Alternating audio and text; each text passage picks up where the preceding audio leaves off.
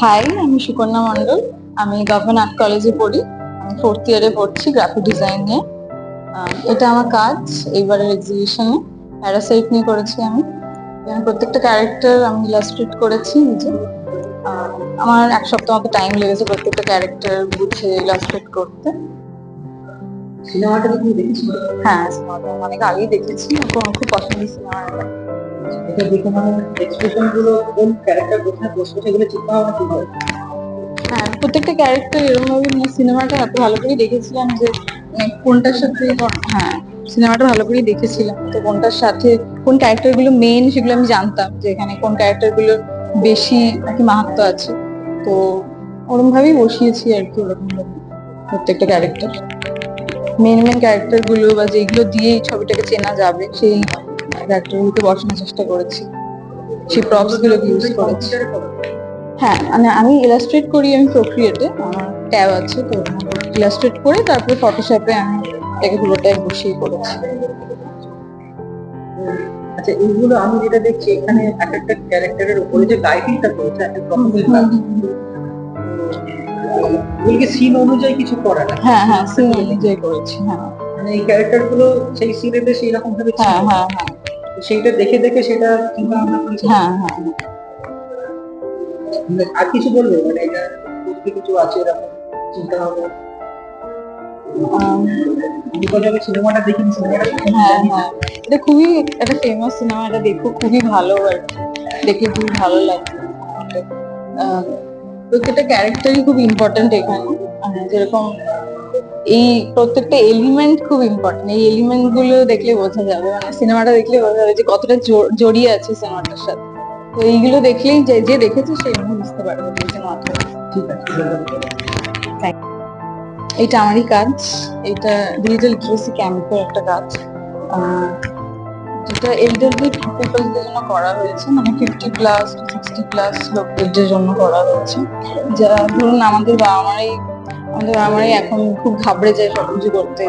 Digitally main কথা, জিপে Google pay করার সময় কোনো দোকানে গুগল পে করতে পারছে না, বা পারে হয়তো বাট খুব নার্ভাস ফিল করে সবকিছুতেই, যে মানে সন্তানদের দিয়ে করিয়ে দেয় যে হ্যাঁ তুই করে সেই ভয়টা যাতে কেটে ওঠে। তো সেই জন্যই এই ওয়ার্কশপ গুলো করা হচ্ছে।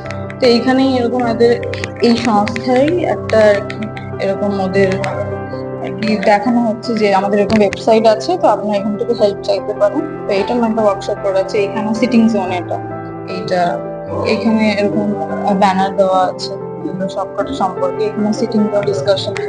এইখানে ওদের একটা মার্চেন্ডাইজিং করার চেষ্টা করেছে যে এরকম তাহলে এরকম টি শার্ট এরকম সবাই আরো আগ্রহ ফিল করবে।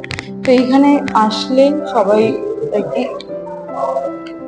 আর কি হেল্পফুল ফিল করবে যে হ্যাঁ ওদের জন্য কিছুটা করা হচ্ছে, যে আমাদের সোসাইটির জন্য কিছু করা হচ্ছে। এরকম একটা ওয়ার্কশপ অর্গানাইজ করা যদি যেত, এরকম একটা। ঠিক আছে। আমার নাম জয়িতা মেহুর। আমি এই কলেজের সেরামিক ডিপার্টমেন্টের ছাত্রী। এটা তো মূলত যামিনী মেলার একটা স্টল। আমরা বিভিন্ন স্টলেতে বিভিন্ন জিনিস নিয়ে বসেছি। এখানে বেশিরভাগটাই কি সবটাই এখানে সেরামিক্সের জিনিস আছে। এগুলো যেরকম ফ্রিজ ম্যাগনেট আছে, ছোট ছোট পটারি আছে এখানে। এগুলো কি মাটির তৈরি? হ্যাঁ, মাটি, কিন্তু একটা অন্য মাটি যেটা সেরামিক্সে ব্যবহার করা হয়। মানে আমরা যেটাকে সেরামিক্স ক্লে বলি। এখানে 2 ধরনের মাটি হয়, আর্দেনওয়্যার, স্টোনওয়্যার। এগুলো সবটাই স্টোনওয়্যারে তৈরি। এগুলো আছে, এখানে কিছু আছে, এখানে কিছু আছে, এখানেও কিছু আছে। এগুলো ফিঙ্গার রিংস আছে, ইয়ার রিংস আছে। এগুলো এটা পটারি, এগুলো কফি মগ। এগুলো মানে করার আগে কিরকম চিন্তা ভাবনা বলতে একটা তো চিন্তা ভাবনা থাকেই যে আমি এই ডিজাইনটা বানাবো বা এই গ্লেজটা অ্যাপ্লাই করব, এরকম শেপ দেব। থাকে যেরকম কিছু কিছু কাজ আছে এখানে, যেখানে এখানে কাঁচ দিয়ে করা আছে, মানে কাঁচটাকে মেল্ট করানো আছে এখানে। কিছুর সাথে মিশানো নাকি? না, আমরা কাঁচ দিয়ে সেটাকে ফায়ারিং করেছি, তারপর সেটা মেল্ট হয়ে গেছে। হ্যাঁ, এখানে এই যে এই জিনিসগুলো আছে এগুলো পুরোটা কাঁচেরই তৈরি? না, পুরোটা কাঁচের না, মাটির ওপরে কিছুটা কাঁচের টুকরো দেওয়া আছে। যেগুলো দেখা যাচ্ছে হ্যাঁ হ্যাঁ হ্যাঁ, ওগুলো মেল্ট হয়ে গেছে। হ্যাঁ, এগুলো তো ব্যাপারটা হচ্ছে বিক্রির জন্য করা, হুম। এখানে কি মানে কমার্শিয়াল ব্যাপারটা কিছু মাথায় থাকে যে এইভাবে না, এইটা তো আমরা ছাত্রছাত্রীরা একটা উদ্যোগ নিয়ে করছি এই মেলাটার জন্য, জাস্ট এটা মানে জাস্ট ফর ফান বলতে পারেন। কিন্তু আমাদের যেটা আসল তো এক্সিবিশনের কাজ, যেগুলো সবার মানে এক্সিবিট হয়েছে যেটা আমাদের হলের ভেতরে, তো সেগুলো যেরকম এটা বলবো না যে বিক্রি হয় না, হলে তো আমাদের ভালোই লাগে, বাট এরকম না যে কমার্শিয়াল পারপাস এগুলোকে ইউজ করা, মানে কমার্শিয়াল পারপাস আমরা এগুলোকে তৈরি করি যে শুধুমাত্র বিক্রি করার জন্য। কারণ আমাদের প্রত্যেকের কাজের মধ্যে একটা চিন্তা ভাবনা থাকে, কারণ কাজ ওরকম তো হয় না যে চিন্তা ভাবনা বিক্রি করব। চাইছি যে মানে এগুলো করবার আগে এখানে মানে স্টলের উদ্দেশ্যে করা, হুম। তো সেই চিন্তা ভাবনাটা কি যে আমি স্টলেতে কি রাখবো? হ্যাঁ, এরকম তো থাকে, যেমন বেশিরভাগ স্টলেতেই দেখবেন সবকিছু মিনিয়েচার জিনিস আছে। তো মিনিয়েচার লকেটস, তারপর রিংস, এগুলো স্টলেতে দেওয়া হয়েছে যাতে এগুলো কম বাজেটের মধ্যে সবাই কেনাকাটা করতে পারে। কারণ অনেকেই অনেক জায়গাতে যখন এগুলোর দাম বেড়ে যায় অনেকে এফোর্ড করতে পারে না, তো আমরা কলেজ স্টুডেন্ট হয়েছি যাতে সবাই এটা কিনতে পারে, সবাই এফোর্ড করতে পারে, সেই কারণে এই জিনিসগুলো রাখা, একটু কম দামে রাখা যাতে সবাই নেয়। Thank you. আচ্ছা, নমস্কার, আমি প্রণব খা। দেখছেন সরকারি চারু ও কারুকলা মহাবিদ্যালয়ের বার্ষিক প্রদর্শনী। আমার কাজ এবছর আমি প্রোডাক্ট ডিজাইনের উপর করেছি। প্রোডাক্ট ডিজাইনকে যে কত রকমভাবে করা যেতে পারে সেটা কাজ চলাকালীন আমি বুঝেছিলাম, কিছুটা এক্সপেরিমেন্ট করতে গিয়ে বুঝেছিলাম। তো আমাদের ডিপার্টমেন্ট হচ্ছে ডিজাইন উড অ্যান্ড লেদার। আমাদের লেদার এবং কাঠের উপরে আমাদের বিভিন্ন রকমের নকশা বা ডিজাইনের উপরে আমাদের কাজ। তো সেই লেদারকে আমরা একটু অন্যরকম ভাবে তৈরি করার চেষ্টা করেছি। যে প্রোডাক্ট ডিজাইনের উপর আমাদের কাজ ছিল, তো সেখানে আমরা কি দেখেছি, আমরা লেদার বলতে আমরা সবসময় এটা ওয়েস্টার্ন প্যাটার্ন বা ওয়েস্টার্ন স্টাইল আমরা সবসময় চোখে পড়ে বা ব্যবহারের ক্ষেত্রে বাজারজাত যেসব ব্যাগ আমরা দেখতে পাই, বিশেষ করে লেদারের ক্ষেত্রে বেশিরভাগ সেটা পাশ্চাত্যের। প্রাচ্যের যে কি বলা যায়, যে প্রাচ্যের ধরুন নানান রকমের ইমোশনাল জায়গা বা ঐতিহ্যপূর্ণ যে জিনিসগুলো, সেটার উপরে কাজ খুব একটা কম হয়েছে। তো আমি যখন রিসার্চ করছিলাম তখন দেখলাম এই লেদারের উপরে প্রাচ্যের উপরে কাজ খুব কম। তো সেক্ষেত্রে আমি চেষ্টা করেছিলাম যে প্রোডাক্টকে যদি একটুখানি আমাদের ভারতীয় রীতিনীতির উপরে বা সেখানকার ঐতিহ্যের উপরে যদি আমরা কাজ করতে পারি, তো সেটা একটু অন্য রকমের হতে পারে।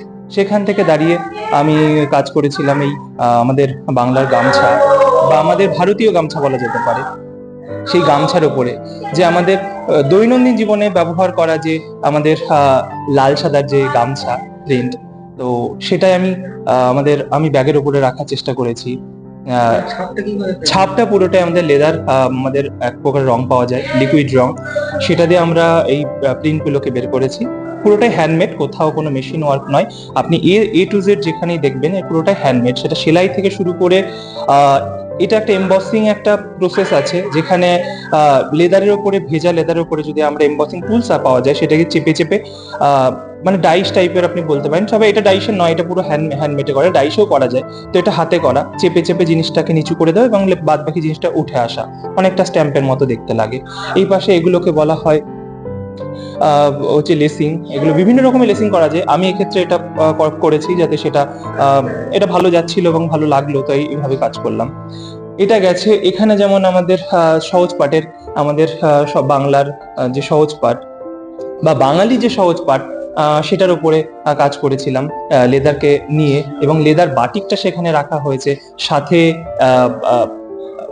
কি বল লেসিং হ্যান্ড স্টিচ নানান প্রকারের। আরেকটা আমাদের লাস্ট যে আমার ব্যাগটা আমি যে কাজ করেছি বা এক্সিবিট হচ্ছে আমার যেটা, সেটা হচ্ছে লেদার বাঁধনির উপরে। সাধারণত শান্তিনিকেতনই বাটিক, লেদার বাটিক আমরা শুনেছি, লেদার বাঁধনির উপরে খুব একটা সচরাচর কাজ হয়নি। আমি তো রিসার্চ করতে গিয়ে আমি পাইনি। তো আমি প্রথম এটা এক্সপেরিমেন্টাল কাজ, আমাদের সাবজেক্ট ছিল সে বছর এক্সপেরিমেন্টাল লেদার ওয়ার্ক। তো কি করা যায় হঠাৎ করে মাথায় আসলো, লেদার বাটিক তো সবাই করে, লেদার বাঁধনির উপরে সেভাবে কাজ হয়নি, করা যেতে পারে, এক্সপেরিমেন্ট করা যেতে পারে। তো এক্সপেরিমেন্ট করে সেটা সফল হয়েছিলাম। ফলে সেখান থেকে বড় করে সেটা প্রোডাক্টে নিয়ে আসা লেদার বাদনির কাজ এবছর কাজ। তো মোটামুটি বাঙালির যে ঐতিহ্য বা বাঙালির যে ভাবধারা সেটাকে রেখে লেদারের আমি প্রোডাক্টের উপরে আমি সেটাকে রাখার চেষ্টা করেছি। এই ছিল এবার আমার এক্সিবিশনের কাজ। নমস্কার।